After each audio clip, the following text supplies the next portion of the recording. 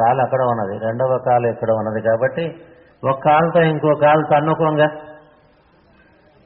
ఎందుకు తన్నుకుంటామంటే ఆ కాలు మంది కాదన్నప్పుడు తన్నుతాం. ఇంకోటి కాలు అయితే సులభంగా విరగొడతాం, కానీ మన కాలు మనం విరగొట్టుకుంటామండి. మన కాలు మనం విరగొట్టుకోవటం ఎంత అవివేకం అని మనకి తెలుసు. ఇంకోటి కాలు విరగొట్టడం కూడా అంత అవివేకం అని తెలుస్తుంది. ఎందుకంటే ఒకటే అని తెలుసు కాబట్టి. అందుకని ప్రేమ అట్లా ప్రవహించి ప్రవహించి అందరిలోకి ప్రవహిస్తూ ఉంటుంది. బుద్ధి ప్రవహిస్తూ ఉంటుంది, శక్తి ప్రవహిస్తూ ఉంటుంది. తాను అందరిలోకి వ్యాపనం చెందుతూ ఉంటాడు. ప్రతివాడు మాస్టర్ నా హృదయంలో ఉన్నాడు అంటారా? ఎందుకంటున్నాడు? వ్యాపించాడు కాబట్టి. ఈ వ్యాపనం వల్ల ఏం జరుగుతుందంటే చాలా మంది కొడుకులు పుట్టారన్నమాట. ఎంతమంది కొడుకులు? దేహం నుంచి పుట్టినటువంటి కొడుకులు కాక హృదయం నుండి పుట్టినటువంటి కొడుకులు కోకోలలుగా పుడతారు. అది సింహం యొక్క తత్వము. ది లయన్ ఆ the Leo is the 5th house కదా. 5వ రాశి. రాశి చక్రంలో సింహరాశి 5వ రాశి. 5వ రాశి పుత్రస్థానానికి సంకేతం. ఆధ్యాత్మిక మార్గంలో విపరీతంగా పుత్రుల్ని కంటూ ఉంటారు. అందుకనే మన పురాణాల్లో ఒక రాజు ఉన్నాడు, ఆయనకి 10,000 మంది పుత్రులు అంటారు. మనకి చాలా అసభ్యంగా ఉంటుంది. 10,000 మంది ఎంత ఏమాత్రం కృషి చేసినా కూడా 10,000 మంది పుట్టరు కదండి. 10,000 మంది పుత్రులేంటి? ఇవన్నీ ఫిక్షన్ అంటాడు. ఎందుకు ఫిక్షన్ అంటే నీకు సింబాలిజం తెలియదు కాబట్టి ఫిక్షన్, నీకు సత్యము తెలియదు కాబట్టి ఫిక్షన్. పట్టపగల ఆకాశంలోకి చూసి ఈ తారకలు ఉన్నాయంటాడు, అదంతా ఫిక్షన్ అన్నట్టుగా ఉంది. ఎప్పుడు చూడాలో అప్పుడు చూడాలి, ఎట్లా చూడాలో అట్లా చూడాలి కదా. దక్షిణం వైపు చూసి సప్తర్షి మండలం లేదు అన్నట్టుగా ఉంటుంది కదా. కాబట్టి చూసేవాడి స్థితిని బట్టి కనబడేది ఉంటుంది. కాబట్టి ఫలానా రాజుకి ఇన్ని వేల మంది పుత్రులు అంటాడు. అంటే వాళ్ళందరి హృదయములందు తను తిష్ట వేసి ఉన్నాడు అనమాట. ఫలానా గురువు గారికి కొన్ని వేల మంది పుత్రులు అంటారు. పుత్రులు ఎవరు? వీళ్ళే ఆత్మ నుంచి పుట్టుకొచ్చినటువంటి వాళ్ళు, మానస పుత్రుడు, హృదయం నుండి పుట్టుకొచ్చినటువంటి వాళ్ళు. సో వాళ్ళందరిలోకి తన వ్యాపారం చెందుతూ ఉంటాడు. అందరికీ రక్ష కల్పిస్తాడు. ఎటువంటి రక్ష కల్పిస్తాడంటే సింహరాశి 5వ అనేటువంటి అంకెకి సంకేతం కాబట్టి 5 వేళ్లు కలిగినటువంటి హస్తము యొక్క పట్టు ఖచ్చితంగా ఉంటుంది శిష్యుడి మీద. వాడు పాడైపోకుండా చూసుకునే బాధ్యత వహిస్తూ ఉంటాడు. Let the 5 fingers grip it అన్నారు. ఏమిటి గ్రిప్ చేస్తాం? మనం డబ్బుని గ్రిప్ చేస్తాం, ఇంకోటి గ్రిప్ చేస్తాం తప్ప ఇంకోటి యోగక్షేమములను గ్రిప్ చేయగలవు. గ్రిప్పింగ్ అట్లా ఉంటుంది. దాంతో ఇంకా వ్యాపారం చెందుతూ ఉంటాడు. చెంది చెంది చెంది తన మార్గము ఇతరుల యందు సుస్థిరమైన తర్వాత దేహం వదిలి అంతవరకు నడుస్తూ ఉంటాడు, నడిపిస్తూ ఉంటాడు. నడవటం చేతైన తర్వాత ఏ తండ్రి వేలు పెట్టుకుని నడిపిస్తాడండి? పిల్లవాడికి నడవటం చేతైన తర్వాత కూడా వేలు పట్టుకుని నడిపిస్తాడా? కాబట్టి తన శిష్యుల యందు తాను నిలబడి తన దేహాన్ని త్యాగం చేస్తాడు. అట్లా ఉంటుంది మనిషి మహాత్ముడయ్యేటువంటి కథ. వెళ్ళిపోయేప్పుడు కూడా ఎట్లా ఉంటుంది? ఎవరిని నిర్లక్ష్యం చేయట, అందరికీ సమానంగా పంచుతారట. ఈ పంచటంలో సింహాన్ని జయించి ప్రేమైంది గుహలోంచి బయటకు వచ్చి వ్యాపారం చెంది చెంది చెంది చెంది యూనివర్సల్ కాన్షియస్నెస్తో లింకప్ అయిపోయి ఇంటిగ్రేట్ అయిపోతాడు, విశ్వాత్మ అయిపోతాడు. అట్లా విశ్వాత్మగా పనిచేస్తున్నారు సివివి గారు. ఇది మొత్తం మార్గం. ఈ పని చేయడంలో, ఈ వ్యాపారం చెందడంలో యూనివర్సాలిటీ వస్తుంది. అందుకని మాటల్లో చేతల్లో సంకుచితత్వం ఉండదు. అంతా జాతి భేదములు ఉండవు, దేశ భేదములు ఉండవు, కులమత భేదములు ఉండవు, ఏమీ ఉండవు. అందరికీ అన్నట్టుగా ఉంటుంది, కొంతమందికే అన్నట్టుగా ఉండదు. నా సామ్రాజ్యంలో అందరికీ చోటు ఉంది అన్నట్టుగా ఉంటుంది. అట్లా కల్పించి సింహాన్ని జయించి వెళ్తాట. అది వాళ్ళు చెప్పుకుంటారు వెస్ట్లో. శాంసన్ హెర్క్యులీస్ కథల్లో సింహాన్ని జయించాడు అని. సింహాన్ని జయించడం అంటే ఏంటంటే తన గుహ నుండి వ్యక్తమయ్యే దివ్యమైనటువంటి ప్రణాళికలో భాగముగా పనిచేయటం ద్వారా విశ్వాత్మగా మారుతాడనమాట. మాస్టర్ ఎంఎన్ ఆ విధంగా మారారు, మాస్టర్ సివివి ఆ విధంగా మారారు, మాస్టర్ ఈకే ఆ విధంగా మారారు. దానికి కావాల్సినటువంటి సోపానములు మనం 11వ తారీఖు నుంచి వాటి వరకు చెప్పుకున్నాం. ఎట్లా ఉంటుంది అంటే రక్షణ ఎవరికి? అందరికీ కూడా. యుధిష్ఠిరుడి కథ చెప్పుకోవాలి కదా. యుధిష్ఠిరుడు తిరిగి వెళ్ళిపోతుంటే చివరికి తనతో పాటు వచ్చేటువంటి జాగలమును కూడా రథాన్ని ఎక్కించమని చెప్తాడు. అది ఎక్కకపోతే నేను ఎక్కనంటాడు. ముందు దాన్ని ఎక్కించిన తర్వాత నేను ఎక్కుతాను. అంటే తను వెళ్తూ ఉంటే తనతో నడిచి వచ్చే వాళ్ళందరినీ కూడా తీసుకువెళ్ళేటువంటి తత్వం ఉంటుంది. నాకు విమానం వచ్చింది, నేను వెళ్తున్నా, మరి మీరంతా ఇక్కడ ఉండండి అని చెప్పడం ఉండదు. తనతో నడిచిన వారందరినీ తనతో పాటు తీసుకెళ్ళటంగా ఉంటుంది. అది అక్కడ ఉంది గొప్పతనం. అది మహాప్రస్థాన పర్వంలో మనకి భారతంలో చెప్పబడినటువంటి ఒక సత్యం. ప్రజల యోగక్షేమం చూసి ధర్మ సంస్థాపనం చేసి సోదరులతో సహా నడిచి వెళ్ళిపోయాడు ధర్మరాజు. పని అయిపోయిన తర్వాత ఇక్కడ ఎందుకని వెళ్ళటం? మనం పని అయిపోయిన తర్వాత వెళ్ళాడతాం. మన పని ఎప్పుడు అవదు కూడాను. వచ్చిన పని అయిపోయింది నాయన అని చెప్పాట. పట్టాభిషేకం చేసిన మర్నాడు మనవడికి. ఎవరికి? పరీక్షిత్కి. మనవడు కూడా కాదు, అర్జునుడి కొడుకు మనవడే.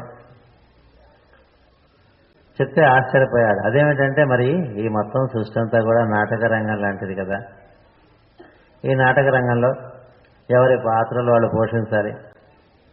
పాత్ర పోషించిన తర్వాత కూడా రంగం మీద నిలబడితే రాళ్లు వేస్తారని కదా. ఇక్కడేవో డైలాగులు చెప్పమని మనం నాటకం పెట్టుకుని వాడి పాత్ర అయిపోయిన తర్వాత వాడు అక్కడ ఇంకా నిలబడి మాట్లాడుతుంటే ఏం చేస్తారు? అరుస్తారు అక్కడి నుంచి. ఇంకా వెళ్ళకపోతే చెప్పులు విసురుతారు, ఇంకా వెళ్ళకపోతే రాళ్ళు విసురుతారు. అందుకని ధీమంతుడు ఏం చేస్తారంటే పరమంగానే వెళ్ళిపోతాడు. పని అయిపోయిన తర్వాత అక్కడ కూర్చోడు. అక్కడ కూర్చునేవాడు పని చేయడు. పని చేయనివాడు ఎందుకు అక్కడ?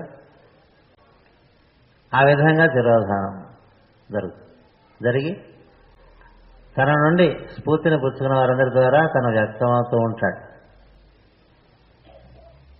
ఇది మొత్తం కథ. ఈ కథను మన జీవితాల్లో ఈ సోపానముల్లో సత్యం చేసుకోవచ్చు. ఆ సోపానముల యందు మనకు సంసిద్ధత ఒక్కటే కావాలి. ఆ సంసిద్ధత ఎక్కడ ఏర్పడితే అక్కడ మాస్టర్ సివివి ఇచ్చినటువంటి వాగ్దానములన్నీ కూడా సత్యములై కనిపిస్తాయి. ప్రణత నిజజనాన్ స్వాత్మతుల్యాన్ కరోతి అని. ఎవరు నాకు తల వంచి మ్రొక్కి నేను ఇచ్చినటువంటి సూత్రములను పాటించి నడుస్తారో వాళ్ళందరినీ నా అంతటి వాడిని చేస్తాను. ఎన్నేళ్ళు పడుతుంది సార్ అని అడిగాడు ఎవడెవడు. సరిగా చేస్తే 12 ఏళ్ళు పడుతుంది. 10 ఏళ్లకి పూర్తయి 12 ఏళ్లకి పరిపూర్తి అవుతుంది. 5 ఏళ్ళు సరిగ్గా చేస్తే పట్టు చిక్కుతుంది. 5 ఏళ్ళు సరిగ్గా చేయాలంటే ఈ లోపల ఈ 9 మంది రౌడీల్ని మనం ఎదుర్కోవాలి. అక్కడ ఉంటుంది మొత్తం కథ అంతా కూడా. అది 5 ఏళ్ళు కాదు కదా, 5 జన్మలకు కూడా తీరకపోవచ్చు సంసిద్ధత లేనప్పుడు. సంసిద్ధత ఉన్నప్పుడు ఈ 9 రౌడీల్ని చక్కగా మనం మచ్చిక చేసుకుని దాటి దాని మీద నృత్యం చేయవచ్చు. రౌడీలు ఫ్రెండ్లీగా ఉంటే ఎట్లా ఉంటుందో చెప్పే కదా నేను. బలవంతులు మంచివాళ్ళుగా తయారు చేసుకున్నాం, మనకి అండదండలుగా ఉన్నారు అంటే వాళ్ళ చేత చక్కటి కార్యక్రమాలు నిర్వర్తించవచ్చు. దో ఆంఖే బారా హాత్ లాగా. బలవంతుడు మంచివాడైతే వాడు చేయగలిగినంత బలహీనుడు మంచివాడు అవటం వల్ల జరగదు. ఏ బలం లేనివాడు మంచివాడుగా ఉన్నట్టు ఏమిటి ఉపయోగం వాడి వల్ల? ప్రపంచానికి ఏమీ ఉపయోగం లేదు. చాలా శక్తి సామర్థ్యములు కలిగినటువంటి వాడు మంచివాడు అయ్యాడనుకోండి, వాడి వల్ల చాలా జరుగుతుంది. అందుకని మాస్టర్ గారు అన్నారు, కుంటి గుడ్డి వాళ్ళ చేత ధర్మ సంస్థాపనం చేయించలేము. సామర్థ్యము కలిగినటువంటి వాళ్ళు మంచి వాళ్ళుగా తీర్చిదిద్దబడితే సమర్థత కావాలి, మంచితనం కావాలి. తమాషా ఏంటంటే సృష్టిలో ఈ రెండు తిరగేసి ఉంటాయి. సమర్థత ఉన్న వాళ్ళకి మంచితనం ఉండదు, మంచితనం ఉన్న వాళ్ళకి సమర్థత ఉండదు. ఈ సమర్థత లేని మంచి వాళ్ళ వల్ల ఏమిటండి ఉపయోగం? మంచితనం లేని సమర్థత ఉన్న వాళ్ళ వల్ల నష్టం. ఒకళ్ళ వల్ల లాభం లేదు, రెండో వాళ్ళ వల్ల నష్టం. అందుకని సమర్థతతో కూడిన మంచితనం కలిగి ఉన్నట్లయితే బాగుంటుంది. అటువంటి వాళ్ళు ధర్మ సంస్థాపనానికి ఎక్కువ పనికి వస్తూ ఉంటారు. అందుకని రెండింటినీ పెంచుకుంటూ ఉండాలి. శంకు చక్రాలాగా మంచితనం పెరగాలి, సమర్థత పెరగాలి. ఉత్త మంచితనం లాభం లేదు, ఉత్త సమర్థత లాభం లేదు. తెలివికి సద్గుణంబుల బలిమి కూర్చి, తెలివి ఉండాలి. దేనికి కూర్చాలి? సద్గుణాల బలి తెలివికి. అది లేకపోతే ఎన్నున్నా ఒకటే. చాలా మంచివాడండి, ఎందుకు పనికిరాడండి అంటే మొదటి ఎక్స్ప్రెషన్ చాలా మంచివాడండి, రెండో ఎక్స్ప్రెషన్ ఎందుకు పనికిరాడండి. ఆయన చాలా మంచివారు సార్, ఆయన ఎవరికి ఉపయోగపడరు సార్. ఏమిటిది? అదే మంచిదనం. చాలా సామర్థ్యం ఉంది కానీ చాలా డేంజరస్ అండి అని చెప్పి ఈ రెండింటి మధ్య ఈక్వేషన్ కరెక్ట్గా వర్కౌట్ చేశామనుకోండి, పుడతాడు ఒక అర్జునుడు ధర్మ సంస్థాపనానికి, ఉంటాడు వెనకాల ఒక కృష్ణుడు నడిపించడానికి. అప్పుడు కథ బ్రహ్మాండంగా నడుస్తూ ఉంటుంది. కాబట్టి సామర్థ్యముతో కూడిన మంచితనాన్ని పెంచుకుంటూ ఉందాం. మామూలుగా మనం అనుకుంటాం మనం చాలా మంచి వాళ్ళని మనం అనుకుంటూ ఉంటాం. మనం అనుకున్న లాభం లేదు. మనకి చాలా సామర్థ్యం ఉందని మనం అనుకుంటూ ఉంటాం, దానివల్ల లాభం లేదు.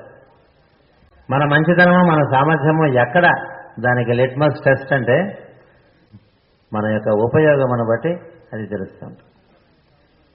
కిందటి సంవత్సరం కన్నా ఈ సంవత్సరం ఎక్కువ ఉపయోగపడ్డావా? సంవత్సరానికి నీ ఉపయోగత్వం పెరుగుతూ ఉందా? ఎస్, పెరుగుతున్నట్లయితే రెండూ పెరుగుతున్నట్టు. ఉపయోగం పెరగట్లేదండి, బాగా మంచిగా తయారైపోతున్నామని అంటే వద్దండి, ఇంట్లో కూర్చోండి అని చెప్పాలి. సామర్థ్యం బాగా పెరుగుతుందండి, మంచితనానికి రోజులు లేవు కాదండి, ఇది మీరు ఊరికే అట్ట కబుర్లు చెప్తారు, ఎందుకు ఈ మంచితనం అనవసరం అని చెప్తుంటాడు ఒక్కొక్కడు వచ్చి కదా. చూశాను చాలా మంచి వాళ్ళని అంటూ ఉంటాడు. సామర్థ్యత కలిగిన వాడిని, వాడిని పట్టుకోవాలి జుట్టు. వాడికి మంచితనం అప్పితే వాడి ద్వారా సారదరు. పట్టుకున్నాడు రామకృష్ణుడు. ఎవరిది? వివేకానందుడిది పిలక. జవజవలాడిపోతూ నిలబడితే పడిపోయేవాడిని పట్టుకుంటే ఉపయోగం లేదు కదా. నిలబడాలంటే పడిపోయాట, మళ్ళీ నిలబెట్టాడు పడిపోయాట. ఎందుకు? చూడండి వివేకానందుడు ఎటువంటి వాడిని పట్టుకున్నాడు రామకృష్ణుడు. దరదాళ్ళు ఆడించాడు భూమినంతా కూడా. అట్లా ఉండాలి. బ్లావెట్స్కీని పట్టుకున్నారు పరమ గురువులు. భూగోళాన్ని ఒకసారి దద్దరెళ్ళేట అరిచింది. ఎట్లా అరిచింది? ఈ జ్ఞానము యొక్క రంకె వేర్పాటు ధోరణులన్నిటి పగలగొట్టి వారేసింది. సైన్స్కి మతానికి ఇద్దరికి కూడా స్ఫూర్తినిచ్చేట్టుగా గర్జన చేసింది. అలా పట్టుకున్నారు సివివి గారు మాస్టర్ గారు. ఈయన వెళ్ళలేదు కదా, ఆయనే పట్టుకున్నారు.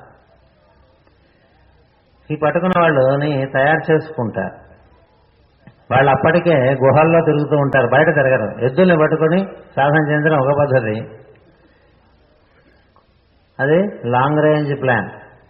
కొంతమంది గుహల్లో తిరుగుతుంటారు, అంటే లోపల తిరుగుతూ ఉంటారు, వాళ్ళని పట్టుకుంటారు. ఎందుకంటే తొందరగా పని అవుతుంది. ఈ గుహల్లో తిరుగుతూనే ఉండేవాడిని పట్టుకుని ఇంకొక గర్జన చేయించారు. అట్లా చేయిస్తుంటారు గర్జన. అటువంటి గర్జన మన ద్వారా కూడా జరగాలనుకుంటే ఈ 3 రోజుల సాధన జ్యోతిష పరంగా మనకి ఇవ్వబడినటువంటి సాధన. ఇది జ్యోతిష్ శాస్త్రంలో ఉన్నటువంటి ఒక తాళం చెవి మీ ముందు ఈ 3 రోజుల్లో ఉంచాం. దీనిని స్థిర రాశికి సంబంధించినటువంటి శిలువ అంటారు. ఈ శిలువలో వృషభము, వృశ్చికము, సింహము 3 భాగములు మనం పూర్తి చేసుకున్నాం. 4వ భాగము కుంభము. అది ఆకాశతత్వం అయిపోవటం, విశ్వాత్మ అయిపోవటం. ఆ స్కీమ్ మనకి ఈ మెట్టు కింద రాదు కదా, ఆ మెట్లు. అందుకని ఈ 3 రోజుల్లో ఈ 3 మెట్లు ఎక్కడం జరిగింది. 33వ గురు పూజలు చాలా చక్కగా జరిగినాయి. ఎంత బాగా జరిగినాయంటే ఇది ఒక ప్రత్యేకమైనటువంటి ఆనందంతో కూడినటువంటి అనుభూతిగా మిగిలిపోయేట్లుగా జరిగినాయి. ఎందుకంటే కార్యక్రమములు అట్లా నడిచినాయి, భోజనములు అట్లా పెట్టబడ్డాయి. వద్దు బాబోయ్ అన్నంతగా పచ్చళ్ళు వేశారు, కూరలు వండించారు, 2 రకాల పప్పులు, 2 రకాల పచ్చళ్ళు, 4 రకాల పచ్చళ్ళు కదా. భోజనాలు అట్లా సాగినాయి. ఇక్కడ వేదిక మీద కార్యక్రమములు అట్లా సాగినాయి. ప్రత్యేకించి నేనంటే నేను అన్నట్లుగా పోటీ పడ్డట్లుగా మహాత్ములు వేదిక మీదకి ప్రతిరోజు వచ్చారు. మొదటి రోజు ఒకరు వచ్చారు, 2వ రోజు ఒకరు వచ్చారు, 3వ రోజు 2 వచ్చారు. అట్లా మనకి చక్కటి ఆశీర్వచనం జరిగింది. మాస్టర్ గారు స్థాపించినటువంటి ఈ సిబివి గురు పూజ మహోత్సవంలో 33వ గురు మహోత్సవం చక్కటి ఆనందాన్ని అందరికీ పంచిచ్చింది. కాబట్టి ఇదే ఆనందం ఈ సంవత్సరం అంతా మీకు మిగిలి ఉంటుంది. ఈ మార్గంలో నడిచే వాళ్ళకి ఈ రాబోయే రోజులు చాలా బాగుంటాయి. మనకి బాగుంటాయి కాబట్టి మనకు బాగుండేది మిగతా వాళ్ళకి కూడా పంచి ఇవ్వాలి. కాబట్టి అట్లా పంచి ఇస్తూ మళ్ళీ ఇక్కడ ఒకసారి మనం కలుసుకుందాం. స్వస్తి ప్రజాభ్య పరిపాలయంతాం న్యాయేన మార్గేణ మహీమహేషాః గోబ్రాహ్మణేభ్య శుభమస్తు నిత్యం. లోకాః సమస్తాః సుఖినో భవంతు. లోకాః సమస్తాః సుఖినో భవంతు. లోకాః సమస్తాః సుఖినో భవంతు. ఓం శాంతి శాంతి శాంతి.